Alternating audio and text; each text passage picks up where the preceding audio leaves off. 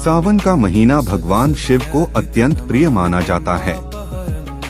इस पूरे महीने में भक्त श्रद्धा और भक्ति से शिवजी का जलाभिषेक करते हैं, बेलपत्र चढ़ाते हैं और ओम नमः शिवाय का जाप करते हैं। कहा जाता है कि सच्चे मन से की गई शिव भक्ति कभी व्यर्थ नहीं जाती। यह कथा भी ऐसे ही एक भक्त की है, जिसने कठिन परिस्थितियों में भी भोलेनाथ पर अपना विश्वास नहीं छोड़ा। बहुत समय पहले हिमालय की तलहटी में शिवपुर नाम का एक छोटा सा गांव था।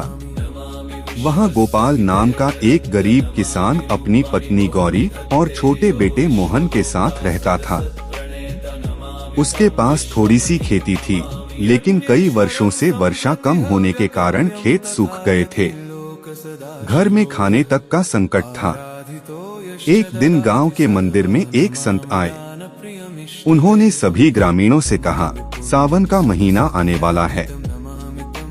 जो भी इस पूरे महीने श्रद्धा से भगवान शिव की पूजा करेगा और किसी का बुरा नहीं सोचेगा, भोलेनाथ उसकी मनोकामना अवश्य पूरी करेंगे। गोपाल ने उसी दिन निश्चय किया कि चाहे कितनी भी कठिनाई आए, वह पूरे सावन भगवान शिव की पूजा करेगा। सावन का पहला सोमवार आया। सुबह ब्रह्म मुहूर्त में उठकर गोपाल नदी से जल लाया। उसने शिवलिंग पर जल, बेलपत्र, धतूरा और आक के फूल अर्पित किए। उसके पास महंगे फल या मिठाई नहीं थे, लेकिन उसने सच्चे मन से प्रार्थना की, हे भोलेनाथ, मेरे पास आपको देने के लिए कुछ नहीं है। मेरे पास केवल सच्ची भक्ति है। यदि मेरी भक्ति स्वीकार हो जाए, तो यही मेरे लिए सबसे बड़ा आशीर्वाद होगा। मंदिर के पुजारी ने उसकी श्रद्धा देखकर कहा, भोलेनाथ धन नहीं, मन देखते हैं। दिन बीतते गए। गोपाल प्रतिदिन शिव मंदिर जाता रहा। गांव के कुछ लोग उसका मजाक उड़ाते थे कि पूजा करने से खेत नहीं भरेंगे, लेकिन उसने किसी की बात का उत्तर नहीं दिया। एक दिन मंदिर से लौटते समय उसे रास्ते में एक वृद्ध साधु मिले। वे बहुत प्यासे थे।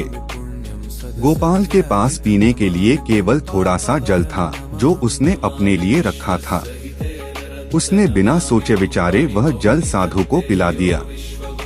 साधु मुस्कुराए और बोले, बेटा, जिसने प्यासे को पानी दिया, उसने स्वयं भगवान शिव की सेवा की है।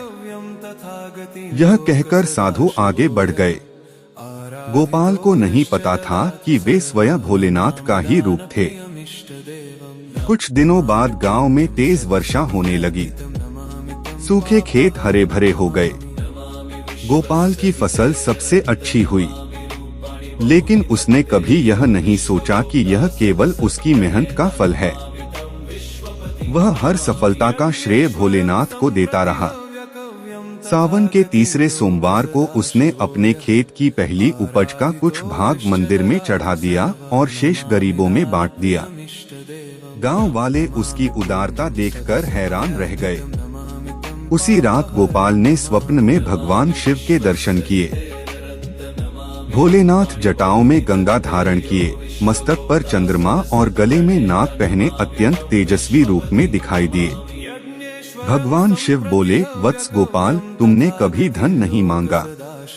तुमने केवल भक्ति, सेवा और संतोष का मार्ग चुना। इसलिए तुम्हारे घर में कभी अन्न और सुख की कमी नहीं होगी। सुबह जब गोपाल की आंख खुली, तो उसका मन आनंद से भर गया। उसने पहले से भी अधिक श्रद्धा से शिव भक्ति शुरू कर दी। धीरे धीरे उसका गांव भी बदलने लगा। लोग आपस में प्रेम से रहने लगे। हर सोमवार को मंदिर में भजन कीर्तन होने लगा। गरीबों की सहायता की जाने लगी और गांव में किसी को भूखा नहीं सोना पड़ता था। एक वर्ष बाद फिर सावन आया। इस बार दूर दूर से लोग शिवपुर आने लगे। वे कहते थे कि यहाँ की शिव भक्ति से मन को अद्भुत शांति मिलती है। गोपाल ने